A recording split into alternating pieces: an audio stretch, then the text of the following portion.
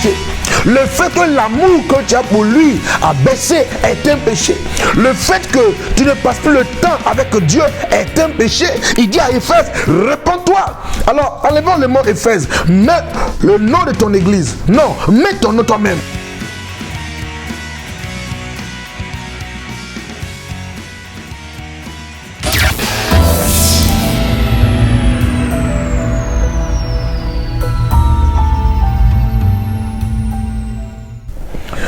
Que Dieu soit béni, mes frères. Bon, écoutez, les frères du studio ont refusé que je parte. Ils ont demandé que non, il faut que je finisse. Donc voilà, j'ai accepté, on va rester, on va finir en même temps. Voilà, que Dieu bénisse tous nos frères qui sont dans le studio, qui font l'enregistrement et qui font le travail pour que le nom de Jésus-Christ soit toujours glorifié. Voilà, bon, on a déjà lu, donc on va continuer. Jésus a dit au verset 2, Apocalypse 2, verset 2, je parle le premier. Il dit, je connais tes œuvres, ton travail, ta persévérance. Je sais ce que tu ne peux pas supporter, comme les méchants, que tu as éprouvé ceux qui se disent apôtres et qui ne le sont pas, et que tu l'as trouvé menteur, que tu as de la persévérance, que tu as souffert à cause de mon nom, et que tu ne t'es point lassé. J'ai dit que si on arrêtait là, on allait acclamer l'église d'Éphèse à 100%. Mais malheureusement, il y a un mais. Mais, conjonction de coordination qui exprime l'opposition ici. Mais, ce que j'ai contre toi, c'est que tu as abandonné ton premier amour. Le verset 4. Donc, il y a beaucoup de chrétiens, beaucoup de frères et sœurs qui ont abandonné leur premier amour. En dépit de tout ce qui a été dit par le Seigneur, je connais ton travail, tu n'aimes pas, tu ne supportes pas les méchants, tu as éprouvé les faux apôtres, tu les as trouvés menteurs, tu as de la persévérance, tu as souffert pour mon nom, tu n'as point lassé, tu ne t'es point lassé. Vous voyez, il y a beaucoup de chrétiens, quand ils souffrent, ils arrêtent. Non, il dit, tu ne t'es point lassé. Il dit, tout là, c'était bon. Mais ce que j'ai contre toi, c'est que tu as abandonné ton premier amour. Abandonner veut dire quoi? Laisser volontairement. Délaisser. N'est-ce pas? Ce n'est pas s'intéresser. Ce n'est plus s'intéresser. N'est-ce pas? C'est perdre quelque chose volontairement. Donc l'église d'Éphèse était coupable de quelque chose. La négligence spirituelle. Vous voyez? La négligence, si bien que la flamme, le feu de l'Esprit de Dieu a commencé à s'éteindre. On ne voyait plus ces miracles que faisait Paul. La Bible dit, même quand Paul prenait son mouchoir, qu'il touchait les malades, il était guéri. Son ombre guérissait les malades. Mais où sont ces signes? Où sont ces miracles? La flamme s'est éteinte. Le feu s'est éteint. Mais souvenez-vous, n'est-ce pas, que dans 1 Samuel chapitre 3, la Bible dit, quand Samuel était encore dans le temple, puisque Samuel était un enfant qui était demandé à Dieu, donc Anne partait toujours prier, elle partait à Shiloh. C'est quoi le problème? Lorsqu'on a besoin de Dieu, on est disposé. Lorsqu'on est un nouveau chrétien, on est disposé. Quand on a le problème, on est disposé. Donc on va à l'église, on va dans la présence de Dieu, on cherche Dieu.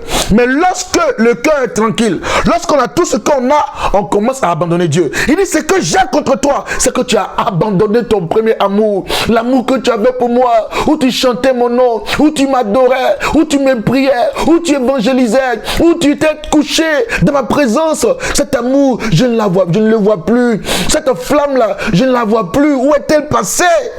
La Bible, Samuel était un enfant que Anne a demandé à Dieu.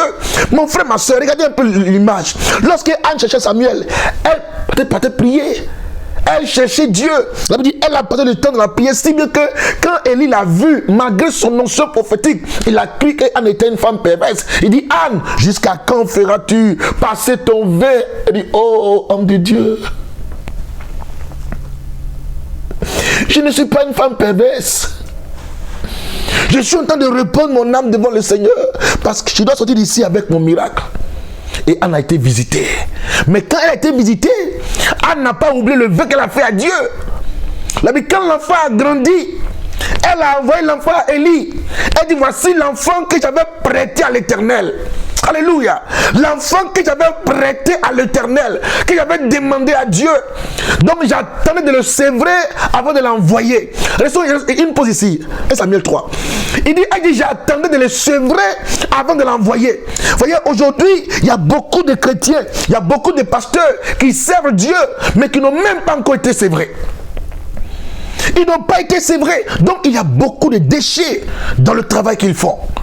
Il faut être sévré, il faut avoir une main, il faut avoir un père spirituel, il faut avoir quelqu'un pour nous conduire, jusqu'à ce que le temps où arrive, où on est sévré, là on peut être un serviteur efficace dans la maison du Seigneur. Donc Anne a fait ce qu'elle a dit à Dieu. Est-ce que tu as obéi? Est-ce que tu as respecté, je veux dire, ton vœu? Est-ce que tu n'as pas abandonné le Seigneur? Il dit maintenant au verset 5, souviens-toi d'où tu es tombé. Repends-toi. Frère, on ne se repent pas d'une erreur. On se repent d'un péché. C'est un péché. Le fait que tu aies abandonné le Seigneur est un péché. Le fait que l'amour que tu as pour lui a baissé est un péché. Le fait que tu ne passes plus le temps avec Dieu est un péché. Il dit à Éphèse, repends-toi. Alors, enlevons le mot Éphèse. Mets le nom de ton église. Non, mets ton nom toi-même. Il t'adresse ce message, et à toi et à moi, c'est une épée à double tranchant. Il parle à nous deux. Est-ce que la flamme n'a pas été baissée? Est-ce que l'intensité n'a pas diminué? Au début, tu avais le temps pour ton épouse. Tu lui offrais des fleurs, tu lui offrais des cadeaux, tu la faisais sortir de temps en temps. C'est vrai, parfois les enfants font que il y a les choses qu'on n'arrive pas à faire. Mais mon frère, ma soeur, il faut que tu montres à ton amour que tu l'aimes toujours. Madame, tu n'es pas aussi excusée. Ton mari t'a marié, mais tu es à la maison, tu ne prends plus pour soin de toi, tu te délaisses. Et donc tu as abandonné ton premier amour. Tu dois t'entretenir, te mettre propre comme tu l'étais au moment où le monsieur te voyait, il t'aimait. Donc qu'est-ce qui a tué la flamme?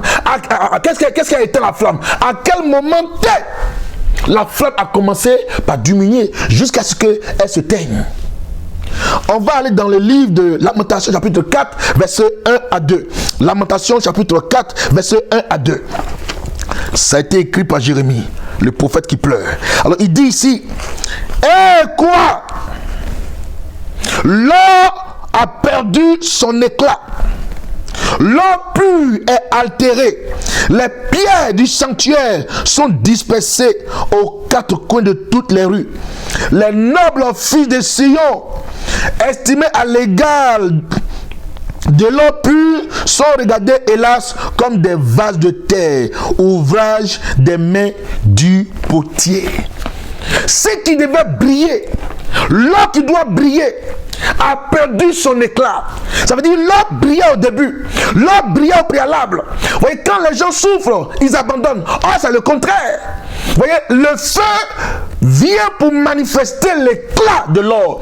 La situation que tu traverses va te rendre plus fort. La Bible dit l'onction éclatera le joug. Ésaïe 10, 27. Il dit en ce jour, son fardeau sera ôté de dessus tes épaules et la grâce fera éclater le joug. Le naturel permet d'expliquer le spirituel. Vous voyez, on met un joug autour du cou du taureau et le taureau il pousse la charrue et la terre est ramollie et les gens peuvent faire la semence. Mais en réalité, le taureau travaille, mais il ne récolte pas, il ne moissonne pas. Ce sont les hommes qui profitent. Donc il y a les gens sur le plan spirituel qui sont comme des taureaux qui font tout, mais ils n'ont rien. La Bible dit maintenant, au fur et à mesure que la personne souffre, le taureau, en poussant la charrue, elle amasse la graisse autour de son cou. Et un temps arrive où la graisse qui a été amassée, boum, finit par briser le joug. C'est ça. Quand ce que tu traverses, c'est qui ne te, tu peux te rendre plus fort. Et dans Exode 1, verset 12, ça veut dire que plus on persécutait le peuple d'Israël, plus il se multipliait. Vous voyez, la persécution fait partie des ingrédients qui forgent l'onction de la vie des chrétiens. Est-ce que tu n'as pas abandonné le Seigneur à cause de la souffrance, de tes épreuves? Souviens-toi d'où tu es tombé. Alléluia. Maintenant Jésus il dit au verset 5, souviens-toi d'où tu es tombé Repends-toi et pratique tes premières œuvres. Il donne la solution.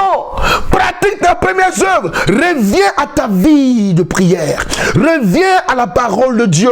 Reviens à ta vie de jeûne, ta vie de consécration. Reviens à ce zèle que tu avais, où tu te levais très tôt. Tu partais de la maison du Seigneur. Reviens, tu es possible. Il n'est pas encore tard. Jésus-Christ n'a pas fermé la porte définitivement. Il dit non, je veux que tu reviennes vers moi. C'est comme quelqu'un qu'on a aimé et qui nous échappe. Donc on met tout ce qu'on peut faire. En fait, ce qu'on peut faire pour que la personne puisse nous revenir. Je t'aime toujours. I still need you. J'ai toujours besoin de toi. Mon amour, my love, my beloved one. Dieu t'aime, mon frère. Il dit pratique tes premières œuvres. Pratique tes premières œuvres. Et après, il menace. Sinon, il donne un avertissement. Il dit, sinon, je viendrai à toi et j'ôterai ton chandelier de sa place. À moins que tu ne te repentes. C'est quoi le chandelier? C'est l'église. Alors, il dit, si tu ne te repens pas, je vais ôter le chandelier. Repends-toi, pratique tes premières œuvres. Si tu ne le fais pas, je vais ôter le chandelier de sa place. L'église peut être là, dans l'espace géographique où elle est, mais le Seigneur peut aussi enlever sa présence. C'est ça le danger. Il peut se retirer carrément. Ou bien il va créer quelque chose ailleurs où les gens vont être impactés à la véritable parole de Dieu. Mon frère qui m'écoute, ma soeur qui m'écoute, ce message est pour toi et pour moi. Dieu a toujours averti. Quand il lit la Bible, depuis la Genèse jusqu'à l'Apocalypse, Dieu ne fait rien sans avertir. Quand le déluge allait venir, il a averti Noé. Il dit, il y aura le déluge. Lorsque Élie allait être enlevé, il a averti, puisque Élisée a suivi Élie. Élie a dit, retourne parce que l'Éternel m'enlève. Va vers les siens. Il dit, mon maître, ton âme est encore vivante. Je sais que tu seras enlevé, mais je suis encore avec toi. Quand Dieu devait détruire Sodome et Gomorrhe, il dit, est-ce qu'il peut faire une chose pareille sans avertir mon ami Abraham? Dieu a averti Abraham qui va détruire Sodome et Gomorrhe. Dans Amos 3:7, il dit, Dieu ne fait rien sans avoir révélé son secret à ses serviteurs, les prophètes. Dieu a averti. Lorsqu'il allait voir la famine en Égypte, Dieu a averti le roi Pharaon. C'était un roi païen, mais Dieu a averti. Joseph, qui était loin de Dieu, a expliqué les songes que 7 années d'abondance et 7 autres années de disette. Donc Dieu a toujours averti. Élie a averti Akab. Il dit, c'est vrai, il n'y a pas eu de pluie, mais la pluie tombera. Mon frère, Dieu ne fait rien sans révéler. Donc aujourd'hui, Jean, à travers Apocalypse, il est en train de parler à l'église pour dire l'église doit se repentir. Elle doit se préparer. Elle doit se mettre au pas. Il faut revenir à l'amour qu'on a pour le Seigneur. Alléluia. C'est très important. Frères et sœurs, Dieu ne fait rien sans avertir. Donc l'amour que tu as pour ton Dieu doit être renouvelé. L'amour doit être renouvelé. Le contrat d'amour qu'il y a entre toi et ta femme, entre toi et ton mari, doit être renouvelé. La Bible prend toujours une image métaphorique pour parler de l'église et de Jésus-Christ. Donc l'église est l'épouse, Jésus-Christ est l'époux. Donc il revient et il a dit dans Jean 14, verset 1 à 3, que votre cœur ne soit point troublé. Croyez en Dieu et croyez en moi. Chez mon Père, il y a plusieurs demeures. Il dit, je m'en vais vous préparer une place. Et quand j'aurai fini, je reviendrai vous chercher. Mon frère, ma soeur, ton amour revient. Ton amour arrive. Il faut l'attendre. Ne pratique pas l'adultère spirituel. Va pas adorer les idoles, les statues et autres. Non! Reste fidèle à ton mari. Reste fidèle à ton épouse. Alléluia. Merci Seigneur. Merci mon Père. Sois béni au plus haut des cieux. Alléluia. Thank you Jesus Christ. Alors, mon frère, ma soeur, je vais te poser une question. Est-ce que tu aimes Dieu ou tu te sers de Dieu? Est-ce que tu aimes Dieu ou tu te sers de Dieu? Il y en a qui vont à l'église, qui veulent vraiment adorer le Seigneur, qui veulent vraiment louer le Seigneur, qui veulent vraiment écouter la parole. Mais il y en a aussi qui vont parce qu'ils veulent se servir de Dieu. Et ça, c'est malheureux. Vous voyez, avant que je ne touche ce point, Jésus a dit dans le verset 6, « Tu as pourtant ceci, c'est que tu es les œuvres des Nicolaïtes, œuvre que je hais aussi. Vous voyez, donc, il dit, c'est vrai, ton amour a baissé tout ça, mais tu n'aimes pas les œuvres des Nicolaïtes. Et moi aussi, je n'aime pas cette œuvre des Nicolaïtes. Alléluia. Donc ici, au verset 6, donc, le mot Nicolaïte, dans la langue grecque, ça vient, il y a le mot Nicolao, qui veut dire vainqueur. Ouais, et le mot Nikao qui veut dire domination. Donc maintenant, le mot laïque veut dire le peuple. Donc ici, c'est qu'il y a la victoire, la domination du monde sur l'église de Jésus-Christ. Ça veut dire que le monde est rentré à l'église. Les choses du monde sont rentrées à l'église. Vous voyez?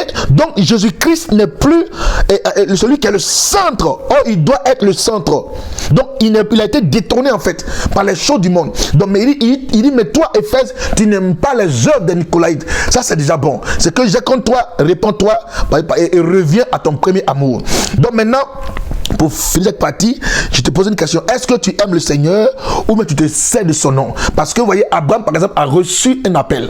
Abraham a été appelé par Dieu dans Genèse 12. Il dit, quitte ta patrie, quitte ton père, quitte ta mère et va là où je vais te montrer. Il dit, quand tu partiras, je te bénirai. Je rendrai ton nom grand. Tu seras une source de bénédiction. Il dit, je bénirai ceux qui te béniront. Je maudirai ceux qui te maudiront. Il dit, en toi seront mis les femmes de la terre et je rendrai ton nom grand. Donc Abraham a obéi, il est parti. Mais en partant, il est parti avec Lot. Donc Lot n'a pas reçu un appel. Vous voyez? Donc Lot était en train, n'est-ce pas, il était en train de profiter de l'onction qui était sur Abraham. Donc un moment était arrivé où les deux ne s'attendaient plus. Et il y a eu séparation. Mais en réalité, Lot ne voulait pas servir le Seigneur. Lot allait où habitaient les gens de Sodome et de Gomorrhe. Mais la vie a été détruite, il a tout perdu. Il a tout perdu. Mon frère, ma soeur, toi qui es aujourd'hui à l'église, le Seigneur veut que ton amour soit renouvelé. Que tu te sers de son nom, mais que tu le serves véritablement de tout ton cœur. Amen. Parce que ce n'est pas tout le monde en réalité qui a été choisi. Ceux qui ont été choisis, ce n'est pas tout le monde qui a été élu. Est-ce que tu te sers de Dieu ou bien tu as véritablement un appel? Mon frère, si tu as un appel, c'est le Seigneur. Ne regarde pas tout ce qui se passe, sers ton Dieu. Alléluia. Dans Matthieu chapitre 13, verset 18, j'ai déjà dit, ce n'est pas de vous que je parle. Je connais ceux que j'ai choisis. Mais il faut que l'écriture s'accomplisse. Celui qui mange avec moi le pain a levé le talon contre moi. Dès à présent, je vous dis, avant que la chose arrive, afin que lorsqu'elle arrivera, vous croyez à ce que je suis. En vérité, je vous le dis, celui qui reçoit celui que j'aurai envoyé me reçoit. Et celui qui me reçoit celui qui m'a envoyé. Ayant parlé ainsi, Jésus fut troublé en son esprit. Et il dit expressément, en vérité, je vous le dis, l'un de vous me livrera. Les disciples se regardaient les uns les autres, ne sachant de qui ils parlaient. Et donc Jésus-Christ a averti que Judas allait le trahir. Il a averti au niveau de l'église, au sein de l'église, vous voyez, il y a les gens qui vont se servir de son nom, mais en réalité qui ne l'aiment pas, en réalité qui ne sont pas avec lui. Donc le masque doit tomber.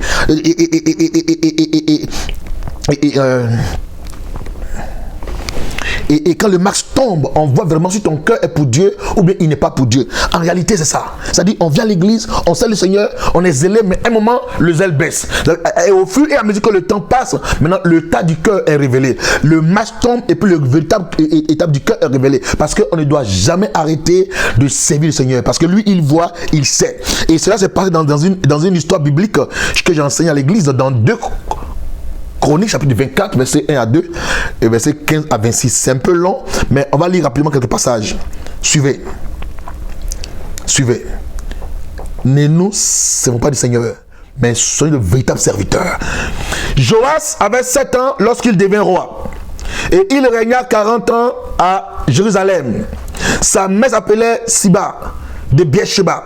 Joas fit ce qui est droit aux yeux de l'Éternel. Regardez, Joas fit ce qui est droit aux yeux de l'Éternel pendant toute la vie du sacrificateur Jéhojada. Verset 15. Regarde, souviens, Joas a servi Dieu pendant 40 ans. Il a été fidèle à Dieu. Mais à quel moment? Pendant toute la vie du sacrificateur Jéhojada. Verset 15. Jéhojada mourut âgé et rasé de jours. Il avait à sa mort 130 ans. Verset 16. On l'enterra dans la ville de David avec les rois, parce qu'il avait fait du bien en Israël et à l'égard de Dieu et à l'égard de sa maison. Après la mort, mon frère, après la mort de Jojada, les chefs de Juda vinrent se prosterner devant le roi. Alors le roi les écouta. Quand le sacrificateur est mort, les gens sont venus se prosterner devant le roi. La Bible dit, et le roi les écouta. Verset 18. Et ils abandonnèrent la maison de l'Éternel, le Dieu de leur père, et ils servaient les Astartés et les idoles. La colère de l'Éternel fut sur Juda et sur Jérusalem parce qu'ils s'étaient ainsi rendus coupables. Vous voyez, ils ont abandonné leur premier amour. Ils servaient Dieu à cause du sacrificateur. Toi qui es fils du pasteur, pourquoi tu vas à l'église? Toi, ton père est pasteur, et si demain il n'est plus, est-ce que tu vas tout servir le Seigneur? Toi qui as un appel, qui a une formation, est-ce que tu sais Dieu parce que le pasteur est là? Non! Non! Joas a commis un crime. Il a abandonné la maison du Seigneur, son premier amour. La Bible dit, verset 18, la colère de l'Éternel fut sur Juda et Israël parce qu'ils avaient été coupables. Excusez-moi. Verset 19, l'Éternel envoya parmi eux des prophètes pour les ramener à lui. Il dit, reviens à ton premier amour. Donc Dieu envoie encore les prophètes pour les ramener à lui. Mais la Bible dit, ils n'écoutaient point les avertissements qu'ils ont reçus. Ils n'écoutaient point les avertissements. Il y a des chrétiens aujourd'hui qui se sont détruits de l'évangile. Ils sont arrivés à un point de non-retour. Quelle que soit l'exhortation, la prière qu'on fera, ils sont arrivés à un point de non-retour. Le jugement va être prononcé. Zacharie, suivez, fils du sacrificateur Jojada, fut revêtu de l'Esprit de Dieu. Il y a quelqu'un qui reçoit ce soir, ce matin, par rapport à là où tu écoutes ce message, tu reçois le revêtissement du Saint-Esprit. Ah, Zacharie a été revêtu de la puissance de Dieu. Il a été revêtu de l'onction de Dieu. Il a été revêtu de la puissance du Saint-Esprit. Il a été revêtu d'une grâce nouvelle. Il a été revêtu, du feu de Dieu. Il se présenta devant le peuple et il dit, ainsi parle Dieu, pourquoi transgressez-vous les commandements de l'Éternel? Vous ne prospérerez point, car vous avez abandonné l'Éternel et il vous abandonnera. Lorsqu'un prophète dit la vérité, lorsqu'il prononce une parole de jugement reçue par Dieu, il n'est pas écouté, il est rejeté. Jérémie a été rejeté, on l'a mis au puits et dans la prison parce qu'il a dit la vérité. Mon frère, ma soeur, c'est la vérité qui t'affranchira, c'est la vérité qui va t'aider, c'est la vérité qui te conduira au ciel. Tu as besoin d'un évangile vrai, tu as besoin d'un prophète qui va te dire de te repentir, de tourner vers Dieu, de ne pas abandonner les choses de Dieu. L'histoire est triste, mon frère, je vous le jure. J'ai les larmes aux yeux. Verset 21. Parce qu'il a prophétisé, la Bible dit, il conspirait contre lui et le lapidait par ordre du roi dans le parvis de la maison de l'Éternel. Est-ce que vous suivez l'histoire? Joas a eu l'audacité de faire lapider le fils du sacrificateur Jojada. Ils l'ont tué dans le parvis de la maison de l'Éternel. Le roi Joas ne se souvient pas de la bienveillance qu'avait eu pour lui Jojada, père de Zacharie, et il fit périr son fils. Zacharie dit en mourant que l'Éternel voit et qu'il fasse justice.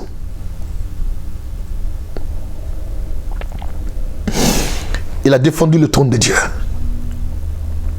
Il a défendu le royaume de Dieu.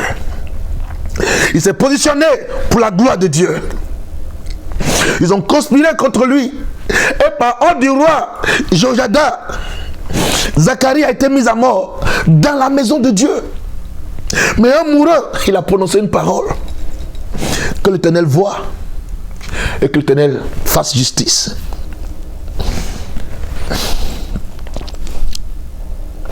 Chapitre verset 23. Quand l'année fut révolue, l'armée des Syriens monta contre Joas et vint en Juda et à Jérusalem. Ils tuaient parmi le peuple tous les chefs du peuple et ils envoyèrent au roi de Damas tous leurs butins. L'armée des Syriens arriva avec un petit nombre d'hommes et cependant l'Éternel livra entre leurs mains une armée très considérable. Vous voyez, quand on se détourne de Dieu, une petite armée, une petite attaque peut nous faire plonger. Comment vous comprenez cela? Une petite armée est venue confondre une grande armée. Pourquoi? Parce que l'Éternel les livra entre les mains. L'Éternel livra entre les mains une armée considérable parce qu'ils avaient abandonné l'Éternel, le Dieu de leur père. Et les Syriens firent justice de Joas. Abandonner Dieu est un péché. Retournons à notre premier amour. C'est-à-dire, il ne faut jamais cesser de servir le Seigneur, peu importe la situation. Il faut toujours persévérer dans la voie du Seigneur. Il dit, Éphèse, tu as fait beaucoup de bonnes choses. Mais ce que j'ai contre toi, c'est que tu as abandonné ton premier amour. Il dit, réponds-toi. Sinon, je vais ôter ton chandelier de sa place. C'est ça. Dieu, quand Dieu enlève sa main, frère, le diable va prendre le contrôle. La Bible, il tuait. La Bible dit, verset 25, lorsqu'il se fut éloigné de lui, après l'avoir laissé dans les grandes souffrances, ses serviteurs conspiraient contre lui à cause du sang des fils du sacrificateur Jojada.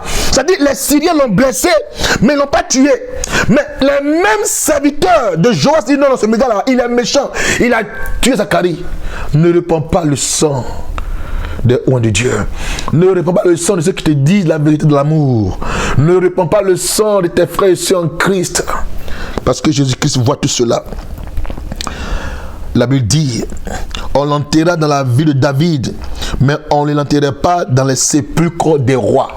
Il fut roi, mais parce qu'il n'a pas honoré Dieu. Il n'a pas été enterré dans les sépulcres des rois. Jésus a parlé de Zacharie qui a été tué dans le parvis. Le Seigneur a vu cela. Ne sois pas un serviteur qui fait comme Joas. Ne sers pas Dieu à cause du pasteur, à cause du prophète. Non, non, non, non, non, non, non, non. Sers Dieu plutôt parce que tu l'aimes de tout ton cœur et est le premier de ta vie. Que Dieu te bénisse, que Dieu bénisse son église, que Dieu bénisse le corps de Christ. Voilà un peu sur l'église d'Asie et sur l'église d'Éphèse. Pour terminer, il a dit au verset 7 que celui qui a des oreilles entende ce que l'Esprit dit aux églises. Que celui qui a les oreilles entende. Si tu as les oreilles, entends, réponds-toi. Alors remets ton manteau et réponds le travail. Que Dieu nous bénisse et à très bientôt. Allez, au revoir.